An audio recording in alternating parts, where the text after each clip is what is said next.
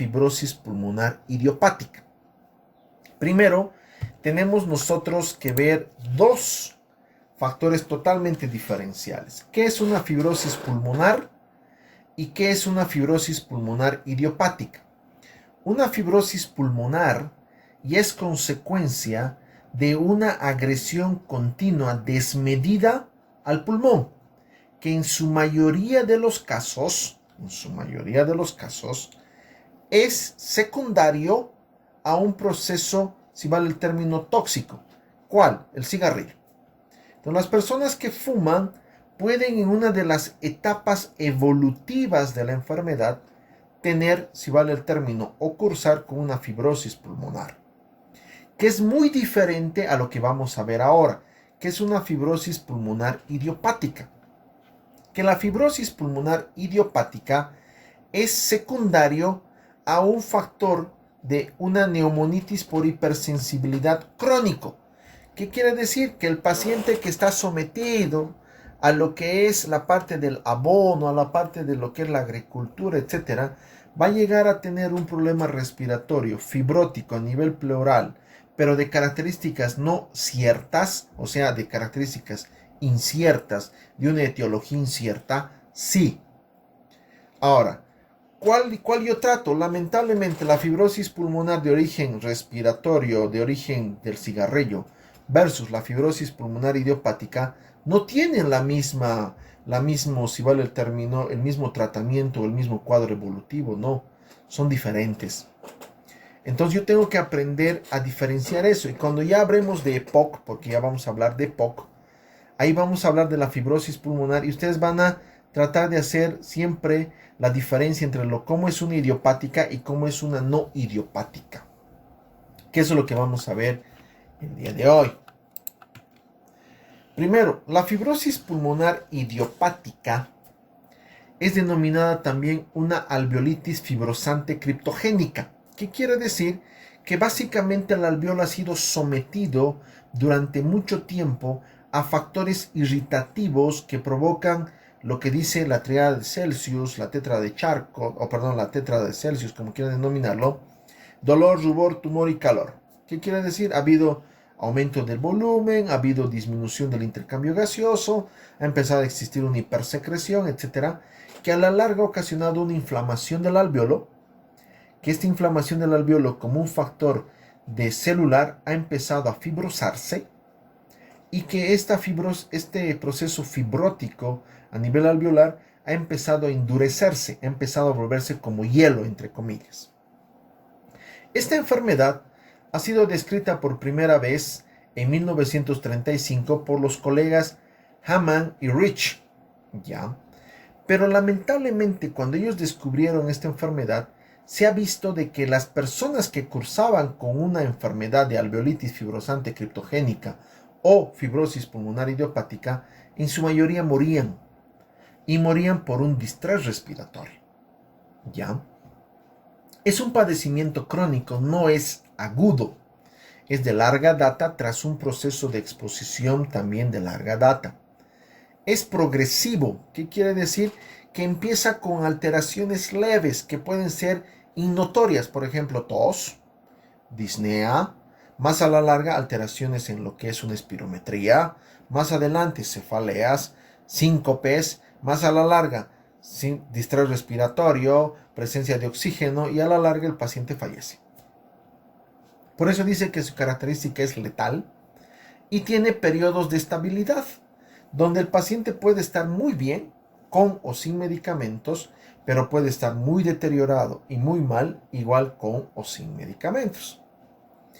La fibrosis pulmonar idiopática, desde un punto de vista médico, tiene 4 problemas o 4, si vale el término, directrices que nosotros como profesionales de salud tenemos que ir a abocarnos. ¿En qué sentido?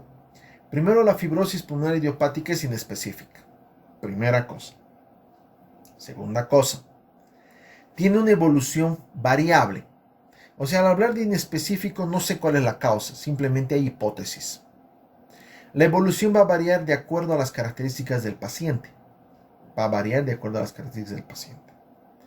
El diagnóstico certero el diagnóstico conciso se lo realiza mediante una biopsia para un estudio anatomopatológico. ¿Ya? Que lógicamente la biopsia se la puede hacer con una fibrobroncoscopia, se la puede hacer con un cepillado de células, o en su caso, si tengo una masa, tengo una lesión, con una punción. Se evalúa la actividad, ya hay una evaluación de la actividad, que la evaluación de la actividad es para ver la progresión o la remisión, o entre comillas, el control que podemos tener, que esto se lo hace por una radiografía de tórax, que vamos a ver algunas características radiográficas, por pruebas laboratoriales rutinarias, por lo que son pruebas de función pulmonar como una espirometría y, lógicamente, por una gammagrafía.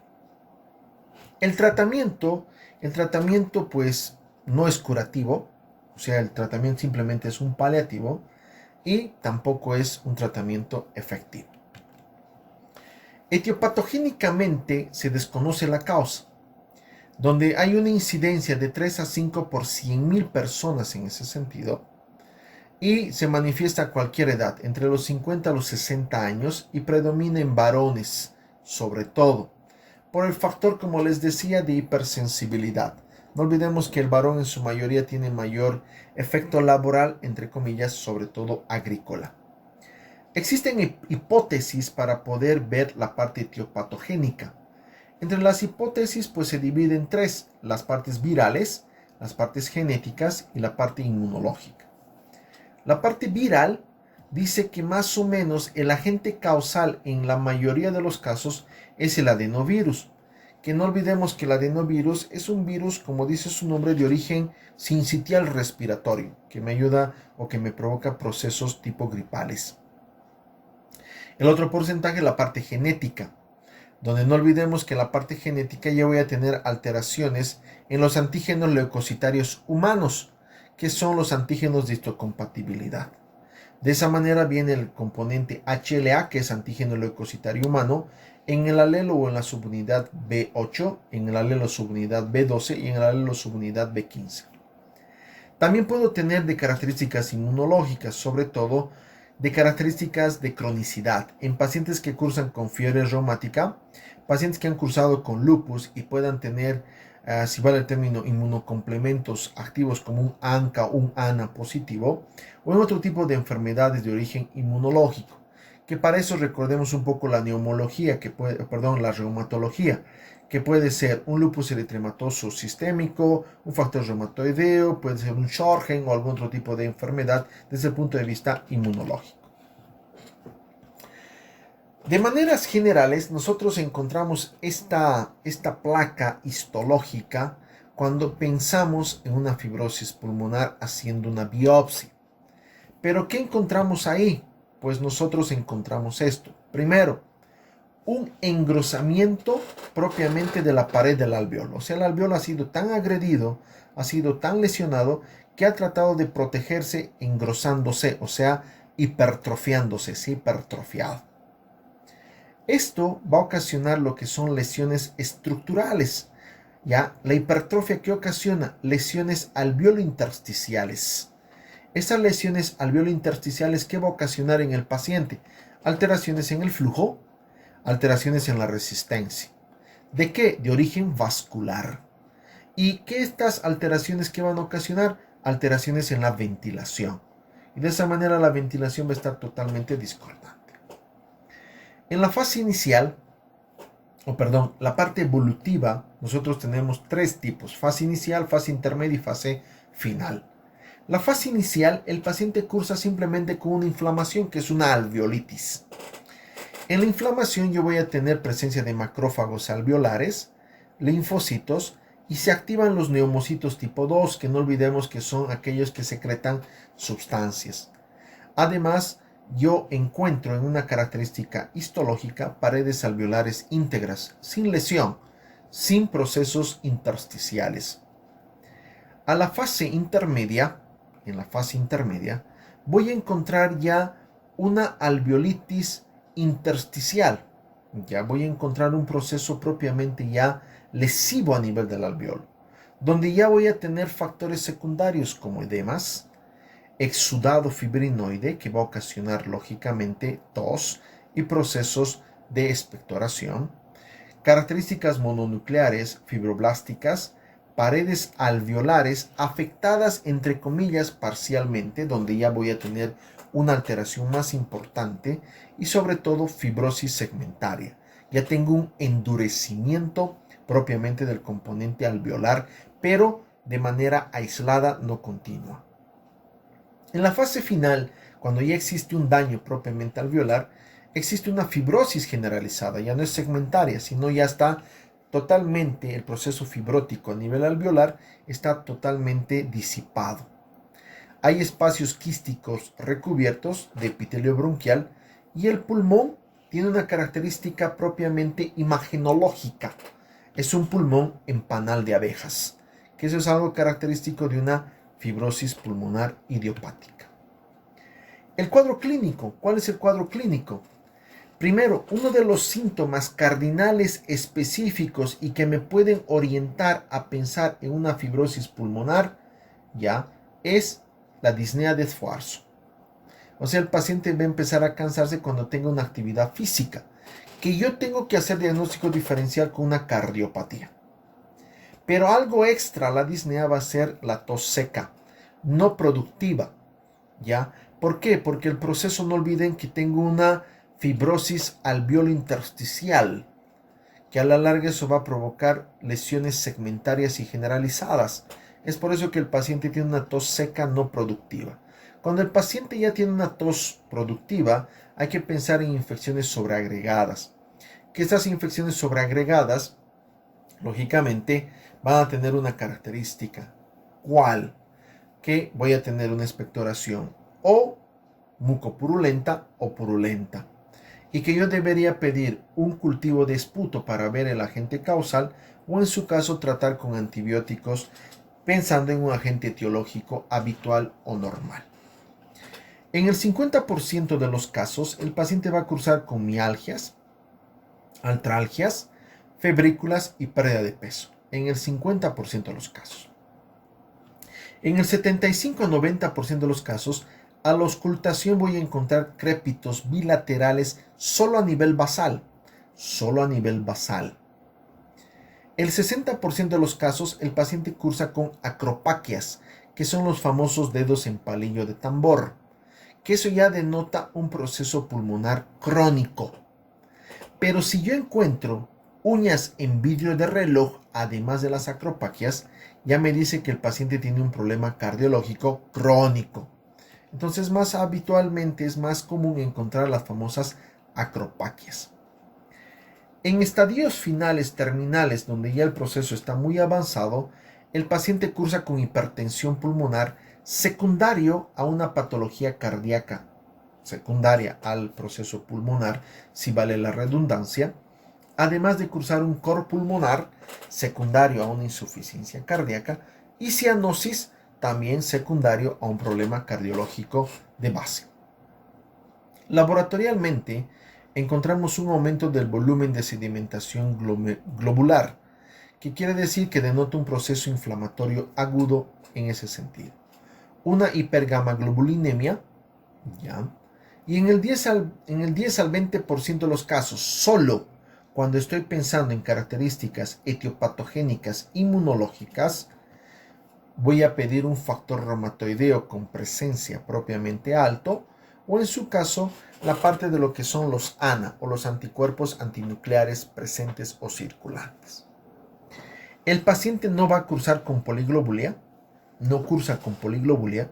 No olvidemos que la poliglobulia es secundaria a una desoxigenación del pulmón, que en personas que viven en La Paz, Oruro, Potosí, si hablamos de Bolivia, ese tipo de lugares no hay oxígeno. Entonces, cuando no hay oxígeno, aumenta la hemoglobina tratando de compensar, aumentando la cantidad de glóbulos rojos, el déficit. Y de esa manera, ¿qué sucede? Mi paciente tiene poliglobulia. Pero en este caso de la fibrosis pulmonar idiopática, el paciente no va a cursar con poliglobulia, o sea, no va a tener elevación de glóbulos rojos, no va a tener elevación del hematocrito ni elevación de lo que es la hemoglobina. Y el paciente, a pesar de no tener poliglobulia como un factor de compensación, va a tener una hipoxia. Y la hipoxia se va a manifestar por un factor de desaturación por medio de los estudios como es una gasometría o por medio de lo que es un saturómetro digital habitualmente ya conocido por ustedes. Si nosotros vemos aquí la placa radiográfica, nosotros vamos a ver que en la radiografía, este es un pulmón, pero el pulmón no tiene un intercambio gaseoso adecuado. Si ustedes ven el intercambio gaseoso adecuado, entre comillas, debería verse de color negro, pero acá está de un color medio blancuzco, porque no hay un buen intercambio gaseoso. Cuando nosotros encontramos esta placa radiográfica, el diagnóstico que le tenemos que dar es un síndrome de congestión pulmonar, porque el pulmón está congestionado, está, si vale el término, muy hiperventilado o saturado. Pero ese diagnóstico yo tengo que pulirlo y decir por qué el pulmón se ha congestionado. De esa manera puedo buscar aquí en la parte basal, si ustedes ven, hay aumento de la trama vascular, ya hay aumento del proceso parenquimatoso, igual acá. Entonces yo tengo que hacer diagnóstico diferencial entre uno u otro. Lógicamente, si yo encuentro esto, yo pensaría en una neumonía. Pero yo para eso le saco un laboratorio. Si ustedes ven una forma de diagnóstico laboratorial. En la neumonía, ¿qué voy a encontrar? Una leucocitosis con desvío a la izquierda. En cambio, una fibrosis no voy a encontrar la leucocitosis. Voy a encontrar simplemente unos leucocitos dentro de parámetros normales. ¿Qué conlleva eso? Pues a tener que hacer diagnóstico diferencial o hacer una mejor anamnesis o una indagación al paciente preguntándole si ha tenido algún factor de exposición continuo en algún momento o factor circunstancial en su vida. De igual manera acá, si ustedes ven acá, ya hay mejor intercambio gaseoso, está más oscuro, no olvidemos que el oxígeno se ve negro, pero ustedes vean la parte del parénquima pulmonar, totalmente congestionado, igual acá. Entonces, este paciente, ¿qué va a tener? Crépitos basales. ¿Y qué era un indicativo, entre comillas, en la mayoría de los pacientes con fibrosis pulmonar idiopática? Crépitos basales. A nivel de lo que es la tomografía, nosotros vemos en la tomografía lo que son estas imágenes. Que ustedes vean, es el famoso panal de abejas, donde en el panal de abeja nosotros hacemos una similitud con el panal habitual, que son pequeños cuadraditos, algunas formas son pentágonos, de donde la abeja extrae la miel. Lo mismo acá, pequeños cuadraditos, de una manera un poco de, si vale el término, de endurecimiento, de alteraciones propiamente tomográficas, que es el famoso panal en abejas. ¿Cuál es el cuadro clínico de una fibrosis pulmonar idiopática? Primero, para el cuadro clínico, yo lo que tengo que hacer es tratar de ver si mi paciente está con buena o con mala oxigenación.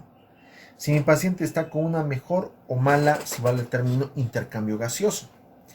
Para eso se solicitan estudios de gabinete o estudios complementarios, como es la radiografía de tórax, donde voy a encontrar una normalidad en un 7 al 10% de los pacientes en una fase inicial, donde en la fase inicial no había gran proceso, si recordamos, solamente había un proceso inflamatorio, no había más. Posteriormente va a existir una pérdida progresiva del volumen y del pulmón en panal, o sea, el pulmón ya no va a tener una capacidad ventilatoria, cada vez va a estar disminuyendo su capacidad ventilatoria. Y en la tomografía yo puedo encontrar un pulmón en panal de abejas. En la tomografía, pues voy a encontrar un proceso intersticial difuso basal, con alteraciones propiamente a nivel alveolar o a nivel pleural, y lógicamente en la periferia voy a encontrar espacios quísticos, ya el famoso panal de abejas. En las pruebas de función pulmonar, en una gasometría o en pruebas extras, yo puedo ver la parte de lo que es, lógicamente, la alteración de la fuerza o del volumen expiratorio forzado en un segundo, versus la capacidad funcional, ya, o la capacidad de volumen funcional, donde los voy a encontrar disminuidos. Al encontrarle disminuido, ¿qué voy a pensar? En un patrón restrictivo.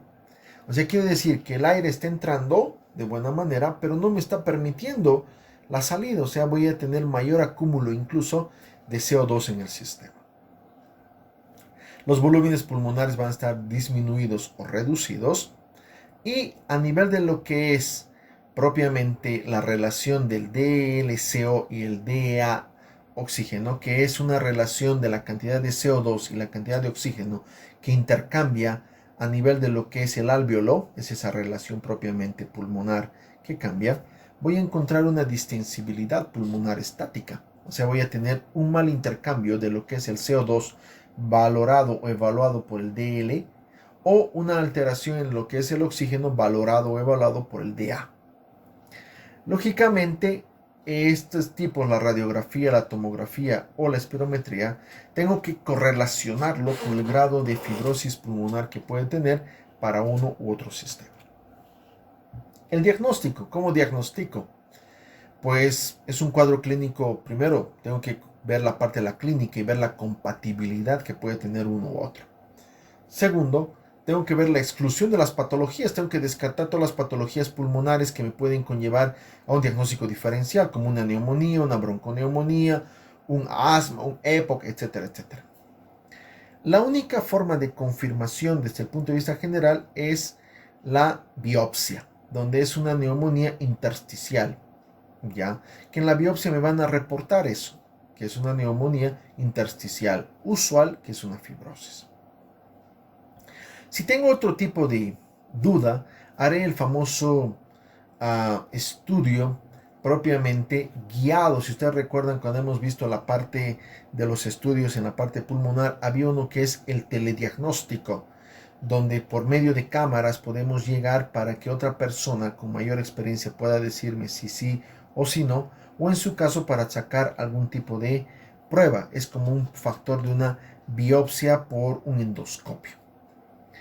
También puedo ver la parte de una gammagrafía con galio 67, que la gammagrafía, si recuerdan la parte propiamente del estudio a nivel de lo que es pulmón, la gammagrafía era para poder identificar masas, tumores o lesiones circunscritas, que desde un punto de vista es para hacer un diagnóstico diferencial con procesos tumorales malignos.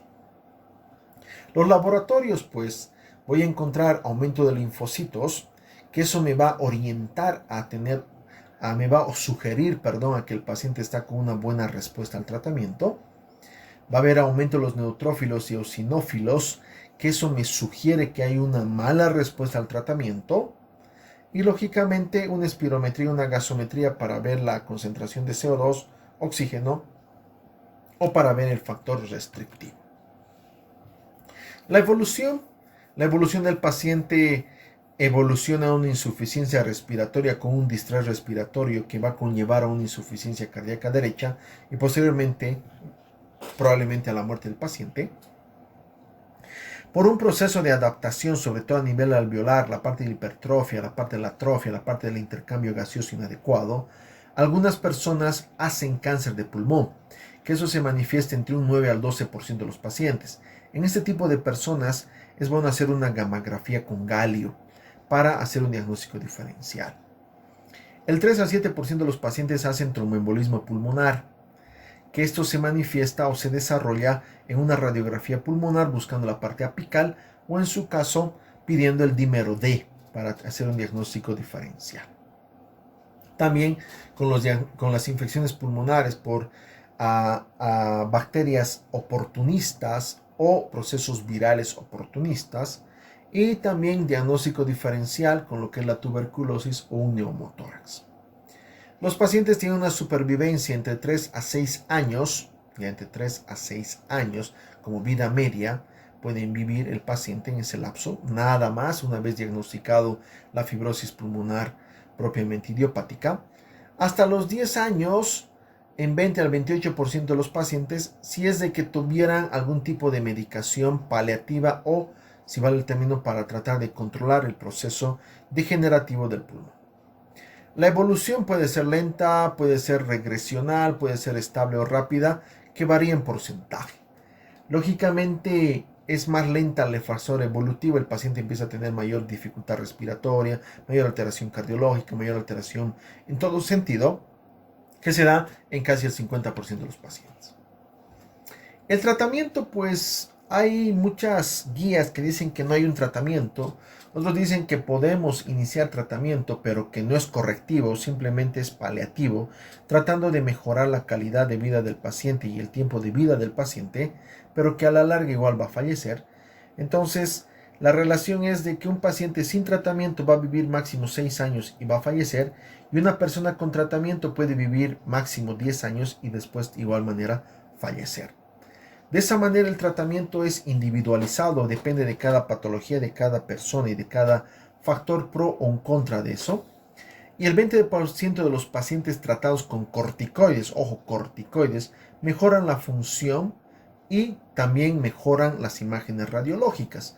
¿Por qué los corticoides? Porque no olvidemos que los corticoides son antiinflamatorios y lo que van a hacer es disminuir pues el dolor, el rubor, el tumor, el calor que tiene a nivel de lo que es el alveolo. Va a funcionar como un factor propiamente antiinflamatorio, pero tengo que tener cuidado del uso del corticoide en pacientes con patología renal, pacientes con patología propiamente metabólica como una diabetes, osteoporosis, etcétera, etcétera.